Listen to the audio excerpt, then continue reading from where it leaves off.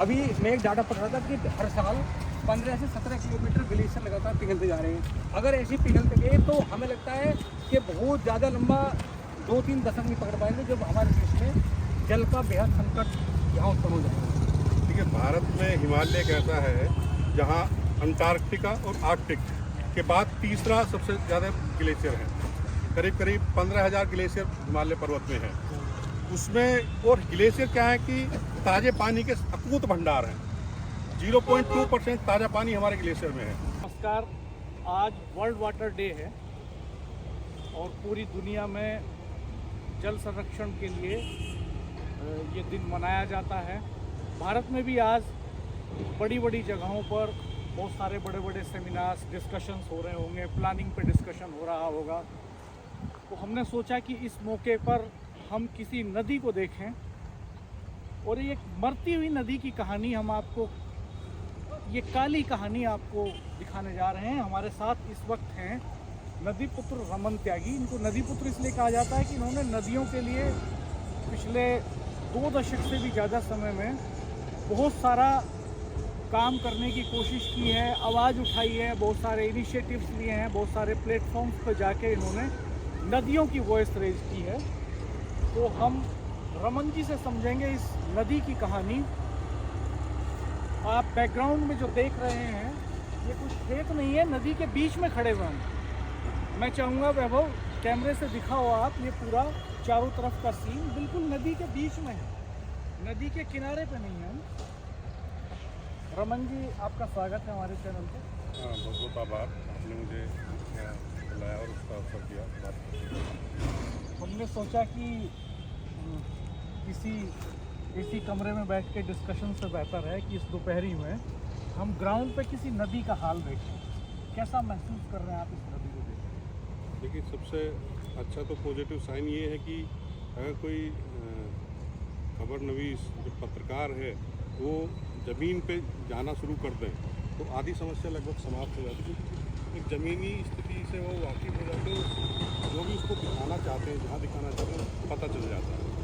अभी ये काली river east है जो गंगा की प्रमुख की होती है, ये गंगा की मेन सहायक नदी है। अब इसके आप हालात थोड़ा ये बताइए रमन जी कि ट्रिब्यूटरी का मतलब क्या है। जैसे बड़ी नदियाँ हैं, गंगा और यमुना है, तो उनकी बहुत सारी सहायक नदियाँ हैं, पूरा नेटवर्क है नदियों का इस गंगा यमुना के दोआबा में। तो उनमें से एक ये नदी है जो आसपास के गांवों से बरसात का पानी लेते हुए चलती है और अंततः यमुना में गिर जाती है, वो ये गंगा में गिर जाती है। ये बेसिकली जहाँ आप खड़े हैं मेरठ में, ये गंगा और यमुना के दोआब का क्षेत्र है, यानी कि 2 नदियों के बीच का क्षेत्र है। और ये ऐसा क्षेत्र है पूरी दुनिया में इससे मीठा पानी, इससे ज़्यादा पानी, इससे अच्छी जलवायु कहीं नहीं है। लेकिन अब जब ऐसी नदी के हम हालात देखते हैं, ये गंगा की प्रमुख सहायक नदी है, ट्रिब्यूटरी कहते हैं सहायक नदी। इसकी भी जो सहायक और छोटी सहायक नदी है उसकी और ट्रिब्यूटरी होती है, काली ट्रिब्यूटरी मानी जाएगी। तो ये नदी मुजफ्फरनगर से चल के मुजफ्फरनगर, मेरठ, हापुड़, बुलंदशहर, अलीगढ़, एटा, फरुखाबाद, कासगंज, कन्नौज में जाके गंगा मिलती है। करीब 600 किलोमीटर इसकी लंबाई है। जब ये वहाँ से शुरू होती है तो इसका महत्व भी बिल्कुल गंगा जैसा है, क्योंकि गंगा अपने आप में कोई नदी को कहीं की पूरक है वो नहीं मान सकते, क्योंकि गंगा पूरे भारत का करीब 42 से 43% एरिया है जो बेसिन कवर करती है। उस पूरे 42-43% एरिया में जितनी भी छोटी नदियाँ हैं वो सब गंगा ही हैं, क्योंकि वो गंगा को फीड करती हैं, तब जाके गंगा एक बड़ी नदी बनती है। तो उसकी एक सहायक नदी ये है। अगर इसके हालात की बात करें, देखिए इसमें इंडस्ट्रियल वेस्ट, सीवरेज, उसमें चाहे मुजफ्फरनगर से आगे खतौली का हो, मेरठ का हो, बुलंदशहर का हो, हापुड़ का हो, अलीगढ़ का हो, सब इसी में लगातार जा रहा है। जिन नदियों को हम पूज रहे थे, कि भारत का जो लगाव है नदियों के साथ वो धार्मिक है, आध्यात्मिक है, सांस्कृतिक है, सामाजिक है। सभ्यताओं का विकास दुनिया में बिल्कुल, आपने देखा होगा अभी कुंभ के दौरान कितनी बड़ी आबादी एक कुंभ के पास आई, नदी के कारण आई। नदी ने कोई निमंत्रण नहीं दिया, लेकिन एक काल चक्र है कि एक उस तिथि पे वहाँ एक ऐसा उत्पन्न होगा कि आप सब आइए व नहाइए। हम नदी के बीच में घूमते हुए दिखाते हैं दर्शकों को, ताकि ये अंदाजा भी हो कि हम नदी के भीतर चल रहे हैं और क्या हालात हैं। ये बेसिकली नदियों का देश है, और अगर हमारी नदियों के हालात ऐसे हो जाएंगे जैसे काली रिवर ईस्ट के हैं तो बड़ा दुखद है, क्योंकि नदी का मरना एक तरीके से समाज की स्थिति का परिचायक है। आप ये समझ सकते हैं कि जैसे हमारे शरीर में नसें हैं, उनमें ब्लड बहता है, अगर वो प्रदूषित हो जाए तो शरीर में कैंसर जैसी स्थिति हो जाती है। अगर हमारी नदियों में, ये हमारी धरा की नसें हैं नदियाँ, अगर इनमें खराब पानी बहेगा, प्रदूषित पानी बहेगा तो कैंसर होना स्वाभाविक है। नदियाँ इस समय ICU में है, वेंटिलेटर पर जाने की तैयारी में है। अगर हमने बहुत जल्दी सुधार की तरफ हम नहीं बढ़े, क्योंकि छोटी नदियों को बचाना जरूरी है, बड़ी नदियों की सहायक हैं, ये जब फीड करेंगे बड़ी नदियाँ बनेगी।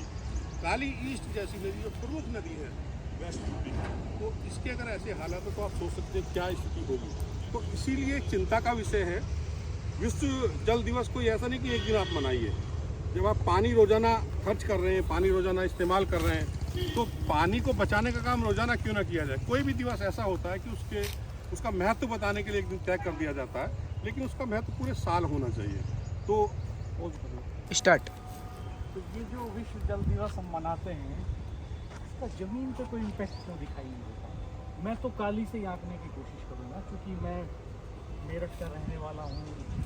जहाँ जहाँ हम खड़े हैं इसमें से बहुत स्मेल आ रही है, केमिकल बह रहा है। एक हिस्सा वो भी है, हम आपको दिखाएंगे वो हिस्सा भी। दर्शकों, आपने तो देखा है पूरा घूम के इसको, जिस हिस्से में पानी की एक बूंद नहीं है, यहाँ से 7-8 किलोमीटर दूर जब ये मेरठ में एंटर करती है, उसके बाद भी भावनपुर के आसपास तक इसमें एक बूंद पानी की नहीं है। आउटर रिंग रोड बन रही है और यहाँ के पानी आ जाता है। देखिए, इस समय जो नदियों की पूरे देश की जो समस्या 3 है, पानी की कमी, प्रदूषण और एनक्रोचमेंट। एनक्रोचमेंट उसके बेसिन पे, बेसिकली नदी को ये मान लिया जाता है कि जो धारा बह रही है वो केवल नदी है, लेकिन नदी के आसपास का करीब 500 मीटर का जो एरिया है दोनों तरफ, वो उसका बेसिन है, और उसमें जो एक्टिविटी होंगी वो नदी को इम्पैक्ट करेंगी। मान लिया आप यहाँ, ये नदी का बेसिन है, धारा वहाँ बह रही है, पूरी देखेंगे इसमें पूरे में खेती हो रही है। अगर यहाँ तालाब बना हुआ हो तो वो पानी रिचार्ज होकर नदी में जाएगा। वो नदी का नेचर है कि बरसात में जो पानी आता है वो भूजल को फीड करती है नदी, तो बरसात के बाद वही भूजल नदी को फीड करता है। तो नदी दोनों के मिलने से बहती है, भूजल और सरफेस वाटर। तो जब तक भूजल स्तर नीचे जाता रहेगा तो नदी का आप नहीं मान सकते हैं, और वो एक्टिविटी यहाँ तय करेंगी। मान लिया यहाँ अच्छी खेती हो रही है, पौधारोपण है, तालाब है इसके बेसिन में, अभी हो क्या रहा है, बिजली खंभे लगा दिए, कोई दीवार बना ली किसी ने।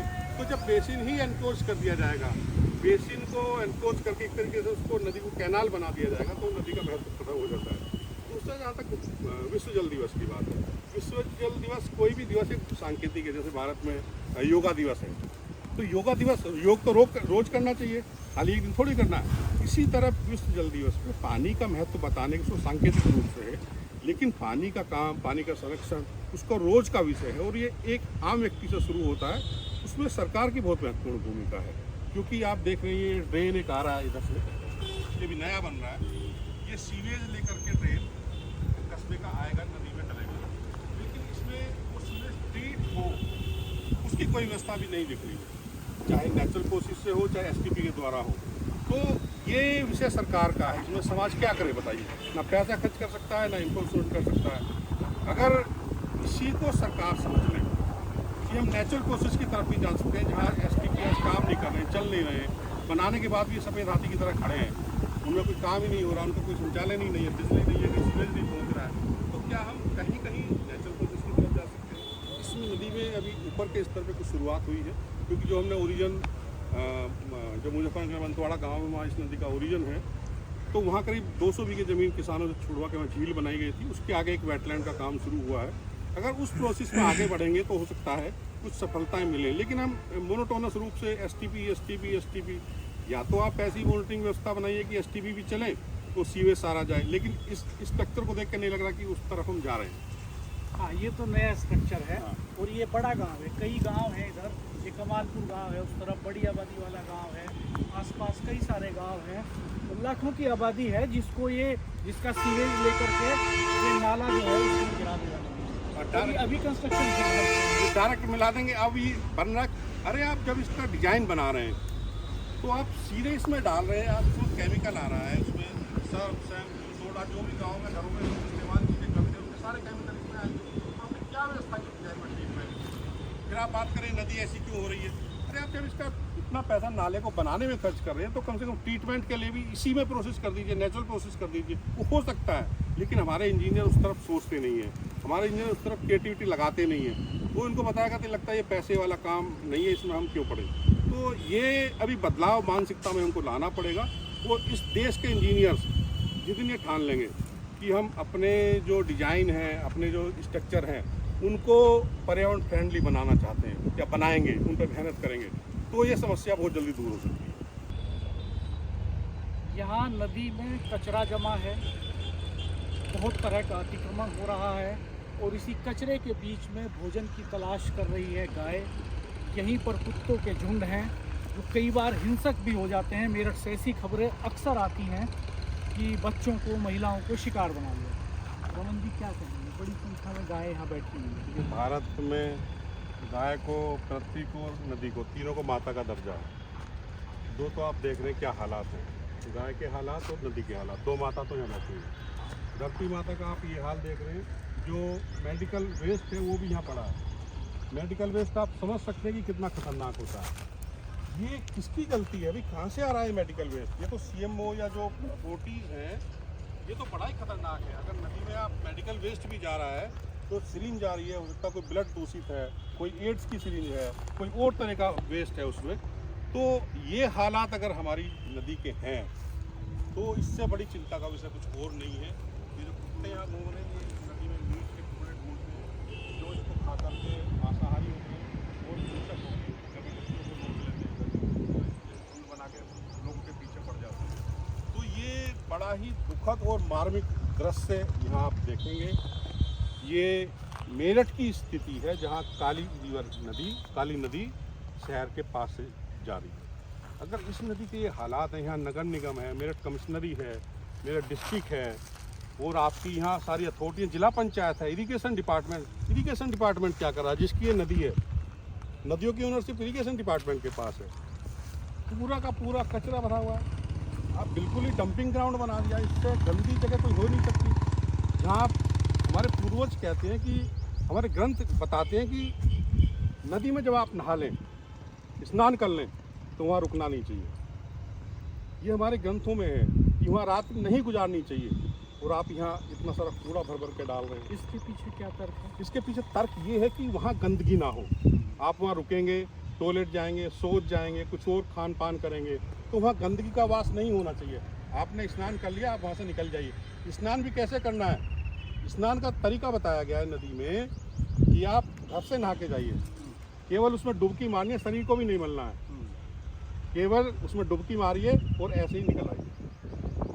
ये स्नान का तरीका है। और आप वहाँ रुक रहे हैं, गंदगी फैला रहे हैं। अब आप यहाँ इसके हालात देख सकते हैं। यहाँ से 1 किलोमीटर होगा मुश्किल से मेडिकल। हम ये नहीं कह रहे कि मेडिकल को ये वेस्ट यहाँ डाल रहा है, लेकिन जिम्मेदार लोग बैठे हैं। और ये शहर का भीतरी इलाका है, ये नदी यहाँ एकदम शहर से सटी हुई है। देखिए, इस नदी की एक कहानी है। से निकलती है, वो गाँव है अंतवाड़ा, मुजफ्फरनगर डिस्ट्रिक्ट में। उससे लगभग 22 किलोमीटर आगे मेरठ डिस्ट्रिक्ट में नगली तीर्थ पड़ता है नदी के किनारे। तो एक साधु होते थे जो, जिनकी कहानी है, जो वहाँ से निकलती थी नदी। तो नगली तीर्थ का जो ग्रंथ है, जिसको फॉलो करते हैं, सुधा स्वरूप, उसमें उनके जो गुरु हैं, उसमें ग्रंथ में उन्होंने लिखा है कि नगली जस्ट ए हरिद्वार, और इस नदी को उसमें गंगा लिखा गया है उनके ग्रंथ में। और अंतवाड़ा को उसमें गोमुख की संज्ञा दी गई है। और उसमें स्पष्ट लिखा था, जब हम इसके ओरिजिन को रिवाइव कर रहे थे, कि कोई व्यक्ति आएगा और ओरिजिन रिवाइव करेगा और यहाँ भी तीर्थ बनेगा और घाट बनेंगे। तो इतने पुराने स्तर से इसको गंगा का स्वरूप माना गया है इस नदी को। तो हम किधर जा रहे हैं, कहाँ नहाएं, कौन सी चीज़ें फॉलो करें? तो आज नंगली तीर्थ के 2 से 2.5 लाख साधु चाहते हैं कि ये नदी पुनर्जीवित हो, हम इसमें कार सेवा करें। तो इसके लिए जब समाज धीरे धीरे खड़ा हो रहा है, लोग आगे आ रहे हैं, सबकी चिंता बढ़ रही है, इसके नदी के बहाव से आसपास का भूजल प्रदूषित हो रहा है, एग्रीकल्चर प्रदूषित हो रही है, जो वेजिटेबल्स हैं, जो आपकी सोयल है, जो स्लज है, सारी चीज़ें प्रदूषित हो रही हैं। तो कहाँ हम सो रहे हैं? आज हम 2025 में विश्व जल दिवस मना रहे हैं, तो कम से कम ऐसा संकल्प यहाँ होना चाहिए था कि इस नदी का दुरुपयोग हो। इसमें सब्जियाँ धोई जा रही हैं, आसपास जो खेत हैं उनमें पानी इन्हीं का जाता है। आसपास के गांवों में इस प्रदूषित पानी की वजह से जो विकृतियां हैं लोगों में, स्किन के डिजीजेज, हड्डियों की बीमारियां, इस तरह की आमतौर पे बहुत देखी देखिए, हैं। हमने टेस्ट कराई थी, इस नदी का पानी भी टेस्ट किया था, स्लज भी टेस्ट की थी, आसपास की सोइल टेस्ट की थी, आसपास की सब्जियां टेस्ट की थी, तो चारों में सेम पेस्टिसाइड निकले थे। उनको कहते हैं पोप्स, पर्सिस्टेंट ऑर्गेनिक पोल्यूटेंट्स। वो बैंड पेस्टिसाइड है पूरी दुनिया में, वो डेडली पेस्टिसाइड है। वो हवा के साथ फ्लाई करते हैं, पानी के साथ बहते हैं, वो शरीर में आपके चले गए तो 100 साल तक बने रहेंगे। जिसमें डायल्ड्रिन है, हेप्टाक्लोर है और BHC है, एंड्रिन है। तो ये पेस्टिसाइड जब मिल रहे हैं तो कहीं ना कहीं इस्तेमाल भी हो रहे हैं। तो ये जब हमारी फूड चेन में शामिल हो गए हैं तो इसीलिए आपको कैंसर की, skin disease, nervous breakdown, infertility आप किसी डॉक्टर से बात करेंगे तो नदी किनारे के गाँव में बहुत ऐसे न्यूली मैरिड कपल मिलेंगे जिनके बच्चे नहीं हो रहे। दूसरा, जो पशु हैं, चलो मानव ने, व्यक्ति ने RO लगा कर पानी पीना शुरू कर दिया साहब, लेकिन पशु तो उसी पानी को पी रहा है, वो भी ज्ञापन नहीं रहता है। ये बहुत समस्या है आसपास के गाँव में। पशुओं में बांझपन हो रहा है। हाँ। दूसरा जो मिल्क प्रोडक्शन है, हाँ, बिल्कुल। उसमें भी ये निश्चित बिल्कुल, वो सारा पूरी फूड जो श्रृंखला है हमारी, हाँ। फूड चेन है, जो पूरी में इसके पेस्टिसाइड इसके अंदर शामिल हो चुके हैं और इसको रिवाइव करने की ज़रूरत है।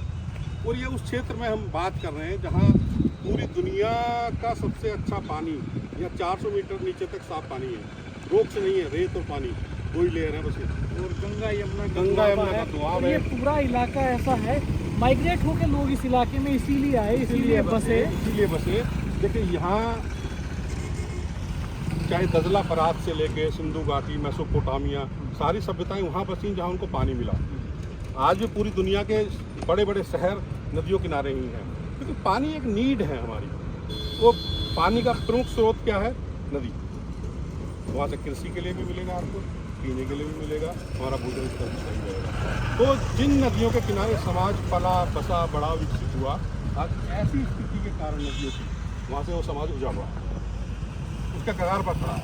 राजेश बसु, मैं चाहूँगा आप पढ़ाएं। लगातार हम लोग देते हैं, एक तरफ हम लोग इसमें कुछ एक तरफ हम लोग ये बात करते हैं कि आज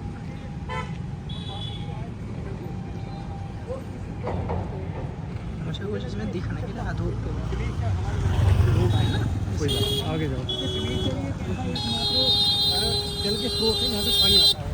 और अगर ग्लेशियर पिघलने के पीछे की वजह बताया गया कि लगातार वनों का कटाव हो रहा है। ये जो भ्रष्टाचार है लगातार, जो पूरी धरती को खोखला कर रहा है, पूरे सिस्टम को खोखला कर रहा है। अभी मैं एक डाटा पढ़ रहा था कि हर साल 15 से 17 किलोमीटर ग्लेशियर लगातार पिघलते जा रहे हैं। अगर ऐसे पिघलते गए तो हमें लगता है कि बहुत ज़्यादा लंबा 2-3 दशक नहीं पकड़ पाएंगे, जब हमारे देश में जल का बेहद संकट यहाँ उत्पन्न हो जाएगा। देखिए, भारत में हिमालय एक ऐसा है जहाँ अंटार्कटिका और आर्कटिक के बाद तीसरा सबसे ज़्यादा ग्लेशियर है। करीब 15,000 ग्लेशियर हिमालय पर्वत में है। उसमें और ग्लेशियर क्या है कि ताज़े पानी के अकूत भंडार हैं। 0.2% ताज़ा पानी हमारे ग्लेशियर में है। और हिमालयन जो ग्लेशियर हैं वो हमारी जो तीनों गंगा बेसिन है, गंगा बेसिन, ब्रह्मपुत्र और सिंधु, यानी कि करीब 70% भारत को वो फीड करते हैं। और ग्लेशियर को बर्फ़ की नदी भी कहा जाता है, क्योंकि अगर ग्लेशियर नहीं पिघलेंगे, ग्लेशियर पानी नहीं देंगे, तो ये जो गंगा, ब्रह्मपुत्र और सिंधु जैसी नदी, ये भी बरसाती बन के रह जाएंगी। अगर ये ग्लेशियर ख़त्म हो गए, पेयजल नहीं मिलेगा, भूजल भंडार खत्म हो जाएंगे, कृषि के लिए लोग तरसेंगे। अब आप देखो, ये खाली नदी है जो लगातार बढ़ती है, इसका पानी देखो किस तरह के हालात में। तो मैं इसीलिए कह रहा हूँ कि ये तो बरसाती नदी है। बरसाती नदी को भी, इसमें भी पूरे साल पानी रहता था, क्योंकि भूजल स्तर हमारा ऊपर था। ये नदी मरी क्यों? बढ़ती आबादी का बोझ, इतनी आबादी है, कहाँ से पेयजल पूरा हो? तो भूजल निकाल के पीते, वो भूजल स्तर नीचे चला गया तो नदी का कनेक्शन भूजल से कट गया। तो यही कारण है कि नदियों ने बहना बरसात के बाद बंद कर दिया। क्या ऐसा लगता है कि सरकारों के साथ में जो सामाजिक संस्थाएं हैं, वो सब भी सामाजिक लोग, उन्हें चिंता ही नहीं नदी को हम लोग संवारें या नदी को बिगाड़ें? देखिए, मेरा सभी सामाजिक कार्यकर्ताओं से भी, क्योंकि मैं भी एक समाज के बीच काम करता हूँ, तो संगठनों से भी मेरा निवेदन है कि अब बहुत हुआ, ज़मीन पे आ जाइए। अगर अब भी हम ज़मीन पे आकर के नहीं उतरे चीज़ों को संभालने में, तो बहुत देर हो जाएगी। लोग हमें भी विचारना शुरू कर देंगे भाई ये भी ऐसे ही है। तो अब समय नहीं है, अभी गर्मी शुरू हो गई है, अभी से आप पानी का संकट देखेंगे। दिल्ली जैसा शहर, उसके पास अपना पानी नहीं है। कहाँ है पानी दिल्ली के पास? उत्तर प्रदेश, हरियाणा, पंजाब पानी देता है। तो कहीं मेरठ के ऐसे हालात ना हो जाएं, या देश के किसी भी हिस्से के ऐसे हालात ना हो जाए। लातूर एक हमारा उदाहरण है, चेन्नई, बेंगलोर या 0 डे की तरफ हम बढ़ रहे हैं। बेंगलोर में क्यों क्राइसिस आया? नदी से पानी आता था, नदी में पानी कम हुआ, पानी खत्म, उसके अपना ग्राउंड वाटर है नहीं। तो जब हमारी नदी स्वच्छ होंगी, निर्मल होंगी, अविरल होंगी, पानी बहेगा, भूजल स्तर भी बढ़ेगा, भूजल की जो अशुद्धियाँ हैं वो भी ठीक होंगी, धीरे धीरे बीमारियाँ कम होंगी। ये लॉन्ग टर्म प्रोसेस है। ये 40 साल में, 30-40 साल में हमने चीज़ों को बिगाड़ा है, तो सुधारने में हो सकता है 10, 15, 20 साल का समय लगे, लेकिन एक शुरुआत तो हो। क्या अब ज़रूरत है कठोर कानून की? 100% जरूरत है। पोल्यूशन कंट्रोल बोर्ड, जिसको नदियों को प्रदूषण मुक्त रखने के लिए बनाया गया था, जब से वो बना है प्रदूषण बढ़ा है नदियों में, तो उसका भी आकलन करना चाहिए कि क्या उसको रहना चाहिए, नहीं रहना चाहिए।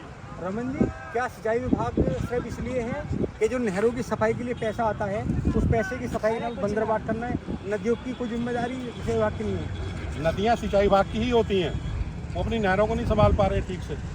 मैं आज एक खबर पढ़ रहा था, नहर में भी कोई पोल्यूशन डाइवर्ट कर रहा है, दूषित पानी। तो नदियाँ उन्हीं का पार्ट हैं, नदियों को संभालना उन्हीं का जिम्मेदारी है। जो नदियों को प्रदूषित कर रहा है उन पर जुर्माना लगाए ना, वो उसको बैन करें, उसको बंद करें।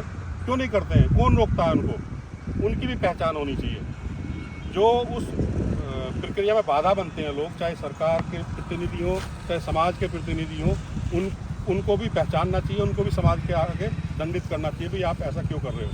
क्योंकि ये जीवन है, आप कहाँ ले जाएंगे पैसा?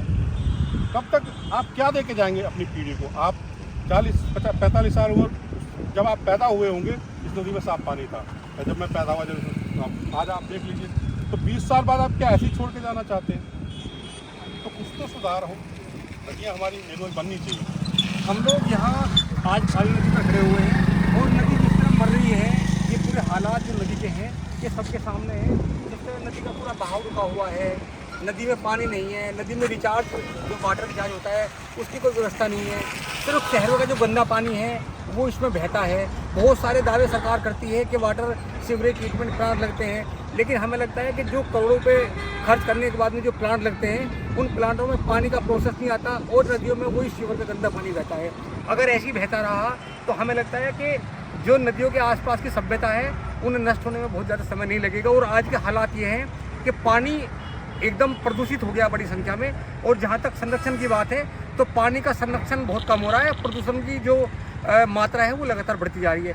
तो आज हमारे साथ चूँकि नदी पुत्र हैं रमन जी है, रमन जी से बहुत सारी हम लोगों ने बात की, और रमन जी जो कि नदी पे बहुत काम करते हैं। अंतवाड़ा जो उद्गम स्थल है काली नदी का, वहाँ चूँकि मैं भी साथ गया हूँ और मैंने देखा है कि इन्होंने वहाँ लगभग 200 बीघे ज़मीन मुक्त कराई है, जो लोगों ने कब्जे कर लिए थे, और वहाँ बहुत सारा सिस्टम, वहाँ जो है तालाब भी खुदवाए हैं। अब अगर सिंचाई विभाग का सहयोग नहीं होगा, मेरे याद है कि जब आपने डिमांड की थी कि इस नदी में एक बार गंग नहर के पानी को एक बार चलाया जाए ताकि पानी की जो रिचार्ज करने की क्षमता है वो बढ़े, और मुझे लग रहा है फिर सिंचाई विभाग ने कोई ध्यान नहीं दिया। वो प्रपोजल बन भी गया था, लेकिन सिंचाई विभाग ने वापस भेज दिया उसको। वो ये था कि खतौली एस्केप से इसमें 110% पानी डाला जाए, एक्सेस वाटर, जो पानी एक्स्ट्रा है, ऐसा नहीं कि रेगुलर पानी, जो पानी नहर से बरसात के दौरान एक्स्ट्रा हो जाता है उस पानी को डालने की बात थी। वो प्रपोजल भी बना, लेकिन सिंचाई विभाग ने उसको आगे बढ़ाया नहीं, दोबारा उसको बनाया नहीं। तो ये समस्या हमारे सामने रही। तो हम लोग आज यही थे, रमन जी से बात करें तो अभी आपको वो भी दिखाएंगे कि यहाँ गंदा पानी है, और ऐसा भी एक एरिया है जहाँ नदी सूख चुकी है। ये काली नदी है, पूर्व काल से बहती आ रही है, और वो भी दिखाएंगे वो स्थल भी कि जहाँ नदी में पानी नहीं है, एकदम सूखी नदी है। नदियों को साफ किया जाएगा, और हमें लगता है कि बहुत सारी वे जैसे गंगा की बात करें, यमुना की बात करें, ये जो सहायक नदियाँ हैं, जैसे गंगा है, इन सबके जो हाल है, क्या सरकार दावे करते रहेगी या ध्यान करते हैं काम कर सकते हैं? देखिए, ये बड़ा दुर्भाग्य है कि माननीय प्रधानमंत्री जी ने नमामि गंगे का गठन किया तो हम केवल गंगा की बात करनी शुरू करी, लेकिन गंगा, मैंने जैसे पहले कहा, गंगा तब तक सबल नहीं हो सकती जब तक उसकी सहायक नदियाँ उसको फीड ना करें। तो जब सहायक नदियों के ये हालात होंगे तो गंगा के कैसे होंगे? गंगा में ऑलरेडी पानी कम हो रहा है, कुंभ के दौरान पानी इतना नहीं हो पाया था। तो सरकारों को सोचना होगा कि कैसे उनकी नीतियाँ ग्राउंड तक जाएं। इस देश में बहुत सारे लोग नदियों पे काम कर रहे हैं, संगठन कर रहे हैं, सामाजिक कार्यकर्ता कर रहे हैं अलग अलग देश में, लेकिन क्या कोई सरकारी प्रतिनिधि, सरकार की योजना उन तक जुड़ पाती है? तो माननीय प्रधानमंत्री जैसे मन की बात में किसी नदी का जिक्र करते कि उस क्षेत्र में एक नदी के लिए अच्छा काम हुआ, वो समाज ने किया, लेकिन क्या उस समाज के साथ सरकार का कहीं कंट्रीब्यूशन है? क्या उसको कोई प्रोत्साहित किया जा रहा है? नहीं किया जा रहा है। तो तभी ऐसे हालात हैं। पैसे की कमी नहीं है, प्लानिंग की कमी नहीं है, कमी है एग्जीक्यूशन। योजना बन सकती है, पैसा बहुत है, एग्जीक्यूशन क्यों नहीं हो रहा है? क्योंकि अभी ये प्राथमिकता में नहीं है। आप देखिए दिल्ली का चुनाव देखिए, दिल्ली के चुनाव में इस बार यमुना नदी एक मुद्दा बनी। यमुना नदी जब मुद्दा बनी तो पहली बार हुआ कि एक किसी चुनाव में एक नदी मुद्दा बनी हो, और ये बड़ा सुखद है। अगर ये नदियाँ हमारे चुनावी विमर्श का हिस्सा हो जाएंगी, वोट का हिस्सा हो जाएंगी, इन नदियों के नाम पर वोट मिलना शुरू हो जाएगा, तो शायद नदियों का, भारत जैसे देश में जहाँ वोट की राजनीति होती है, वहाँ शायद नदियों का भला होना शुरू हो। मुझे तो ऐसा लगता है। स्वामी अभिमुक्तेश्वर सरस्वती जी ने कहा था, उनसे एक सवाल आया कि नदियाँ मर रही हैं, उन्होंने कहा नदियाँ नहीं मर रही, जो नदियों के किनारे सभ्यता है वो सभ्यता नष्ट हो रही है। जैसे मैंने पहले कहा, नदी और समाज दोनों एक दूसरे के पूरक हैं। नदी मर रही है तो समाज भी मर रहा है। आप इस नदी के ऐसे हालात देख रहे हैं ना, एक साथ आप देखें कि आसपास के समाज में क्या हालात हैं। उसमें भी इतनी कुरीतियाँ हैं, लोगों का गुस्सा आना, चिड़चिड़ा होना, परिवारों में बिखराव, शादियों का टूट जाना, ये जो मानसिक विकृति है ये तभी आती है। मान लीजिए ये नदी साफ़ सुथरी हो, आसपास का समाज शाम को यहाँ टहलेगा, घूमेगा, उसके मन में शांति होगी, पानी अच्छा है, साफ़ है। तो पानी तो अपने आप में एक जीवित है। जापान के साइंटिस्ट ने एक शोध किया है कि एक अगर पानी तो आप पानी रख दीजिए और एक को आप रोज़ाना गाली दीजिए जो मग्गे में पानी रखा है, वो दूसरे में आप मंत्र पढ़ते रहिए। तो जब उसका डीएनए टेस्ट करेंगे तो जिसमें मंत्र पढ़ा उसका डीएनए एकदम खिला हुआ चेहरा आता है, और जिसको आपने गाली दी है जिस पानी को रोज़ाना, उसका जो डीएनए अगर जैसे एक भयानक भूत हो। तो ये साइंटिफिक फैक्ट है। तो समाज और नदियाँ दोनों एक दूसरे की पूरक है। ये वो नदी है, काली नदी। अगर हम अब से 3.5 दशक पहले की बात करें तो इस नदी में अच्छा पानी चलता था, साफ, यहाँ पशु नहाते थे और यहाँ लोग पानी भी पीते थे। और आज जिस तरह नदी को देख रहे हैं, ये नदी मर चुकी है। जिस तरह कूड़ा है, करकट है, और यहाँ शहर का जो सीवरेज का गंदा पानी है, उसने इस काली नदी के अस्तित्व को लगभग समाप्त कर दिया है। और हमें लगता है कि अगर सरकारों ने इस पर ध्यान नहीं दिया तो इसके परिणाम बहुत विपरीत समाज को भुगतने पड़ेंगे।